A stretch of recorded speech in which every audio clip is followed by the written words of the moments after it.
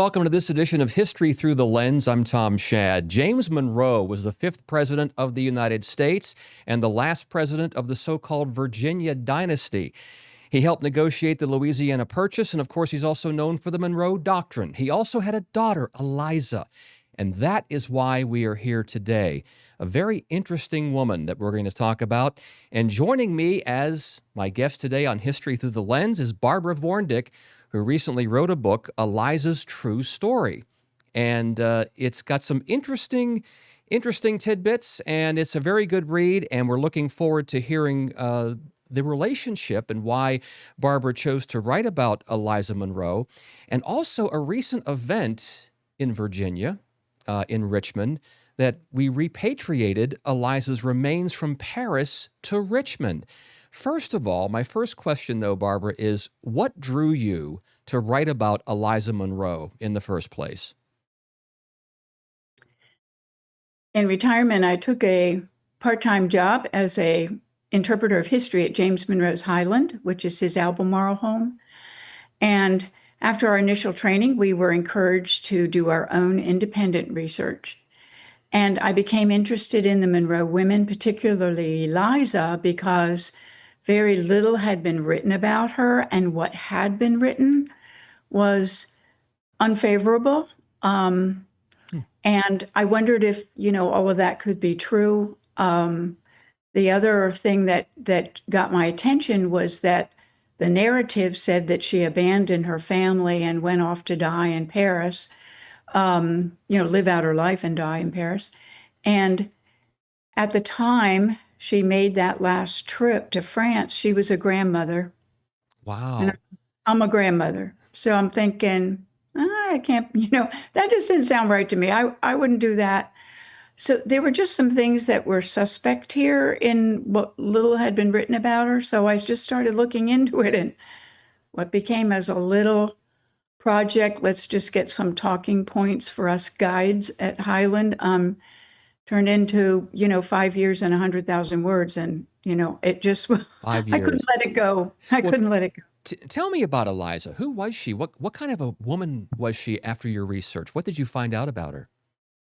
What I learned through her actions, through primary sources. I had to go to primary sources because there wasn't anything else. And I decided to look at her actions because they speak louder than words. And I found that she was extraordinarily devoted to her family. Many examples of her extending her nursing skills to people in need, including the victims of 2 epidemics during Monroe's presidency, always rushing off to the homes of family and friends, taking care of their children. Those kinds of things had been overlooked in any reports about her. And she also, part of her devotion to family, she also moved her family into the White House during Monroe's presidency for those 8 years so that she could help her mother with the jobs of First Lady. Her mother was very ill by that time. One of her significant conditions was epilepsy.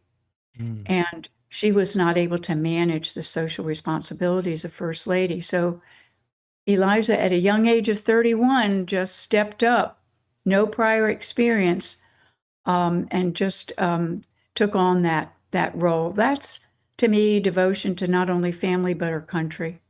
So why then do we have this negative view of Eliza Monroe from other historians in the past and from other people who wrote about that period? That's a good question. And I have wondered that myself. There was some information that alludes to that in Eliza's last letters of her life. And that is when she wrote that she had been deliberately denied her inheritance due her from her father's estate. It was basically stolen by a family member. And she never got, in her own words, 1 cent of it. And I began to wonder, this is just my opinion based on my research, but I began to wonder if that narrative sort of was put out there as a cover story, an excuse, if you will, perhaps. Mm. Even descendants today that I talked to had learned that she was the black sheep of the family, that she had abandoned everyone and gone off to Europe. And my research indicated that it was likely the opposite, that it was the family that abandoned her and Mm. left her there. Wow, that's fascinating. And some of the few things I read, of course, you did years of research on Eliza Monroe, that she was regarded as a stickler for protocol, and a lot of people interpreted that as somebody who was snooty, who was that kind of snobbish. Is that true? Does that ring Yeah, any accuracy there at all? yes. And some people did write those kinds of descriptions, excuse me, about Eliza, contemporary to the day or to her day. Other authors have sort of grabbed onto that and repeated it for almost 200 years. But back in the primary documents, for example, John Quincy Adams, he wrote about her as being an obstinate little firebrand. That was Which in those days sounds like something like a high insult. Obstinate little firebrand. it does, but he didn't provide any basis for that Mm. statement. I couldn't find anything to back up these accusations, and I got to tell you, through the years of research, I came to believe that people didn't know how to take Eliza. I think she was a woman ahead of her time. I think she had qualities we would admire today in a woman. Any young woman who goes into the White House and takes over as First Lady, I think people would, in the 1800s, early 1800s, I think they would have perceived her as being bossy. And I did look into some historians who had studied that era just to see if I was on the right track with that thinking. And they also had said that any woman who dared to assert herself or give her opinions during discussions and things like that would have been seen as arrogant and bossy. So I think it was more that she wasn't understood. It seems like she really just got the job done and people didn't know how to react to Especially that. a woman doing that some 200 years ago. A whole Exactly. a whole different thing. We're gonna hold that thought right now and take a very quick break and come back with more on the fascinating story of Eliza Monroe after this.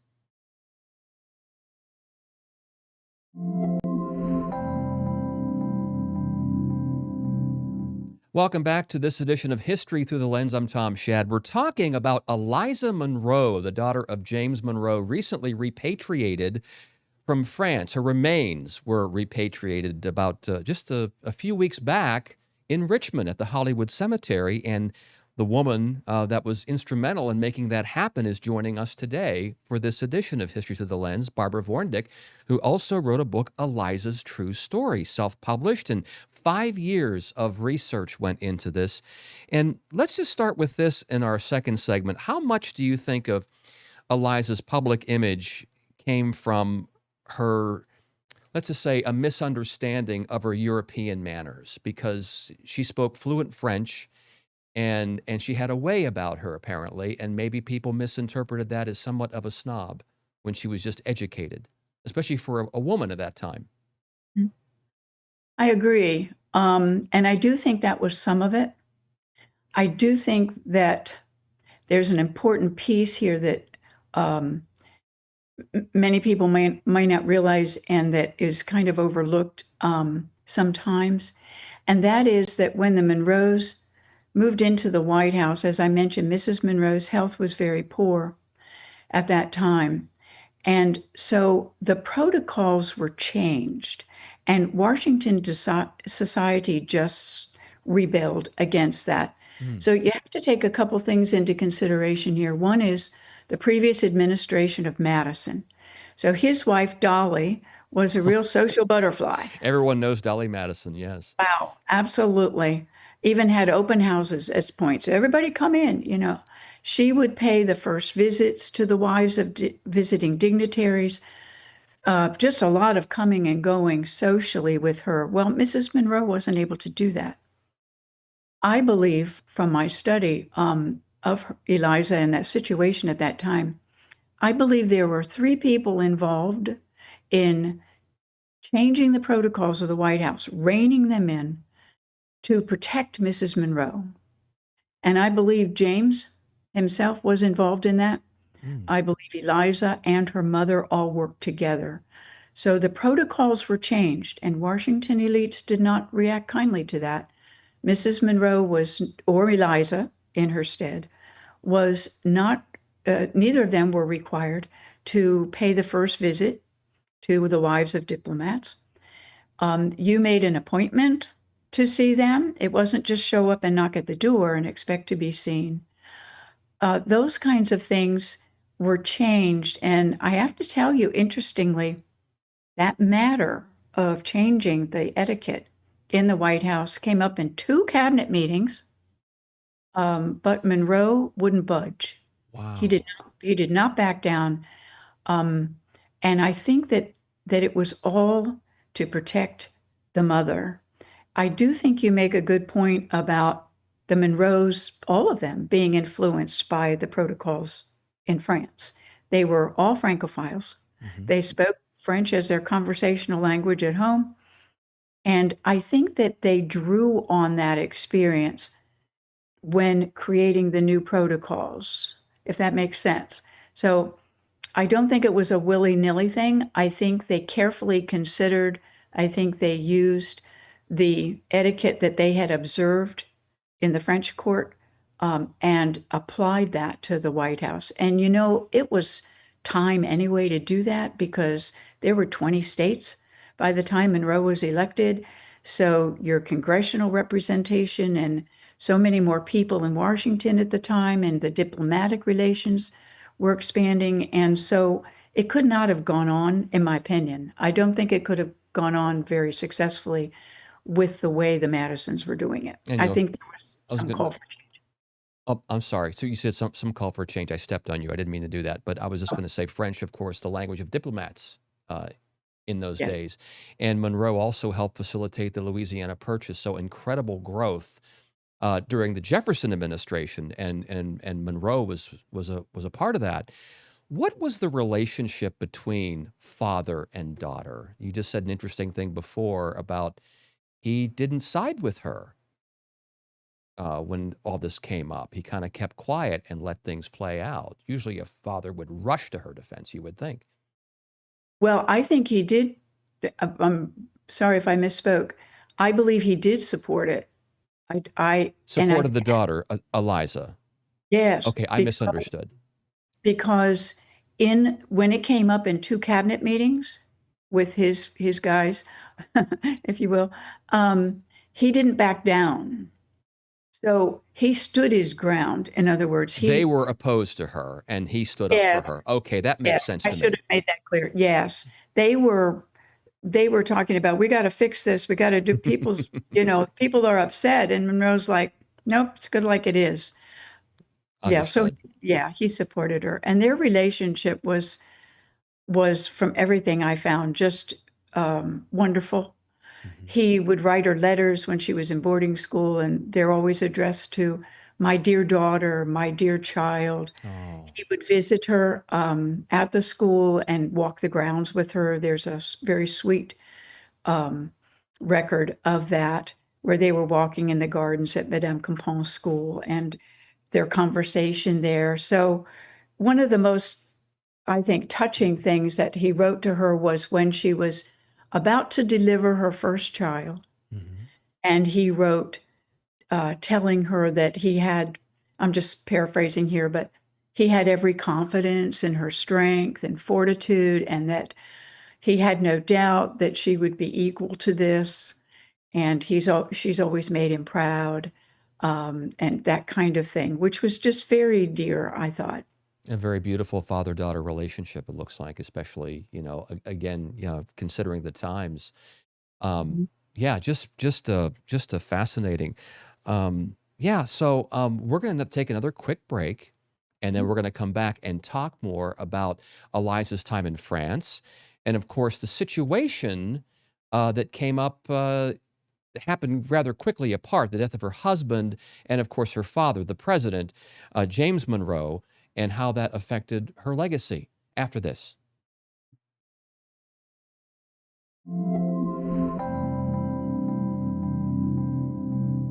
Welcome back to History Through the Lens. We're talking about Eliza Monroe, the daughter of the fifth president of the United States and the final president of the great Virginia dynasty of the founding fathers, James Monroe. And joining us is Barbara VornDick, the author of Eliza's True Story. She spent 5 years researching and writing about Eliza Monroe, the daughter of James Monroe, because she was often misunderstood by historians and contemporaries all the same. A couple of situations happened. I think her husband, George, passed away in 1830, and after that, James died in 1831, and she was left at the mercy, I guess, of the estate. Can you tell us what happened there? Yes, it was really quite tragic, and it demonstrates Eliza's fortitude and perseverance. Her mother, as I said, was very ill during the presidency. After Monroe retired from public life in 1825 at the end of his presidency, the Monroes sold Highland and they moved to their plantation at Oak Hill. Eliza and her family again went with them. Eliza was taking care of her mother. By this time, her husband was also ill. So fast forward a couple years to 1830 in the fall. In September, her husband had gone for treatment, so to speak, at White Sulphur Springs to avail himself of what was believed to be medicinal waters there. And on his way back, he became too ill to continue on to Oak Hill, and he had an escort with him. They pulled over at the Clark home in Albemarle County, and Eliza was summoned from Oak Hill. She left her mother in the care of someone and rushed to her husband's side, but he died before she got there. He died September 21st, 1830. While she's preparing his body for burial, she gets a message that her mother is dying and to come immediately. So she traveled with her husband's body, according to one biographer, to Oak Hill, but didn't make it in time. Her mother died September 23rd. So we're talking 2 days. Wow. In 2 days. And after her mother's death, her father was, by all accounts, absolutely distraught, to the extent that the two sisters, so Eliza had one sister, Mariah, who was at Oak Hill for the burial, of course, and they decided that James Monroe needed to leave Oak Hill. Eliza, now a widow, accompanied him, and they all went to live with Mariah and her family in New York. And her father became ill with tuberculosis, and Eliza took care of him and extended her nursing skills to him. And he died 10 months later, on the 4th of July, 1831. So within 10 months, Eliza had lost both her parents and her husband. But yet I have to tell you that according to records that I found, within 1 month of her husband's death, his will had been put into probate, and the Ashfield plantation that she had owned with her husband was put up for sale. Oh, So she was, as I said, she just was getting it done. To me, that's extraordinary. Fortitude. Yeah, it's incredible. but then she went to Paris. Tell us why she went to Paris. That was many years later. That was 9 years later. Oh, okay. Yeah, maybe, no, 7 years, because it was 1838. So meanwhile, in those ensuing 7 years, she had never gotten her inheritance from her father. She had hired lawyers to get it. Her daughter, her only surviving child, Hortensia, had died of tuberculosis as well. I have evidence indicating that Eliza was there at the time taking care of her as well. And in 1838, on the advice that it would improve her health, Eliza took a sea voyage. Now that's right from her last letters. So I was privileged to hold the last letters of her life in my hands. and read them, and it was overwhelming. They grabbed my heart. But she explained what had happened and that was why she had traveled to Paris. But after a year and a half, she had still not gotten her inheritance. She was increasingly ill. She was unable to get home. She was sinking in debt. She died absolutely destitute Oh in my. debt and died January 27th, 1840. And buried in Paris. Yes, by the good graces of another Virginia man, Daniel Brent from Stafford County, Virginia. He had worked in Monroe's State Department during his administration, and he got the name of Eliza as an American who had died in Paris. And I can't imagine the shock because he had been transferred to Paris by that time. And he took care of everything for Eliza. He saw that she had the funeral mass because she had converted to Catholicism. Hmm. And he arranged her burial and paid out of pocket for her grave. Wow. And then just recently, in recent weeks, she was brought back to Richmond. Tell me Yeah. about that process. We're going to show the ceremony here that just took Oh, place excellent. a couple of weeks Excellent. ago. Yes. That was actually 1 week ago today, on October 23rd. October So 23rd. So we are taping this on October 30th. This will live. So I'm going to be careful about how much I date this. But yeah, this is October 23rd. Please continue. yes, and these are the descendants bringing her coffin. When I realized these tragic circumstances, you can see that with the evidence I was finding, holes were being punched in that old narrative that she had willingly chosen to go off to Paris to die. When I realized the true situation, it was just the right thing to do to bring her home. So for the past 2 years, it was my privilege to coordinate that effort on behalf of the descendants. And so we were able to bring her remains home and reinter them at Hollywood Cemetery with her family. She's buried in the James Monroe plot with her parents. Oh, that is just sensational. As we look at this video here, very solemn, and there you are speaking, and it looks like, judging by looking at this video, everyone is saying you're home now. You're back in Virginia where you belong. Yes, there was a huge sense of relief for me personally because it was closure for Mhm. me when I saw her coffin being lowered into the ground. Wow. I knew then she was safe. She was home. I'm going to get all, you know. It had become very emotional for me. I do want to say, I have to say that I had a lot of help, particularly with this project. I could not have done this by myself. The United States Embassy was very helpful. Senator Wow. Bryce Reeves and his senior advisor, Chris Snyder's, just wonderful support.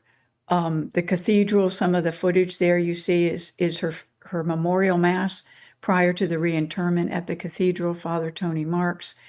And interestingly, it became a French-American effort, joint effort. The repatriation team, which is in 17 countries, I was working with them out of the Paris office. They became so, oh goodness, so attached to Eliza's story. They came from France for this reinterment, Amazing. and they paid a good bit of the cost Wow. to repatriate her remains and bring her home. So it was an extraordinary effort by many people to make this happen.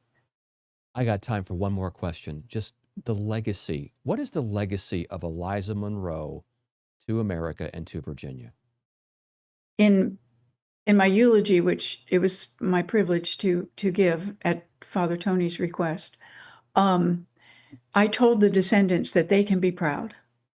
I think she was a woman of fortitude and faith, duty and devotion, grace and grit, real grit. And I think I think we can all be proud of this daughter of an American president, and it's just really been an honor for me to be able to tell the truth of her story. Oh, Barbara VornDick, it was an honor for me to speak with you today. That was a wonderful retelling of a very little-known chapter of American history and very moving, the story of Eliza Monroe. The book is called Eliza's True Story by Barbara VornDick, and it's available at Barnes & Noble. And I want to thank you for joining us today on History Through the Lens. Thank you, Barbara. Thank you. Thank you so much.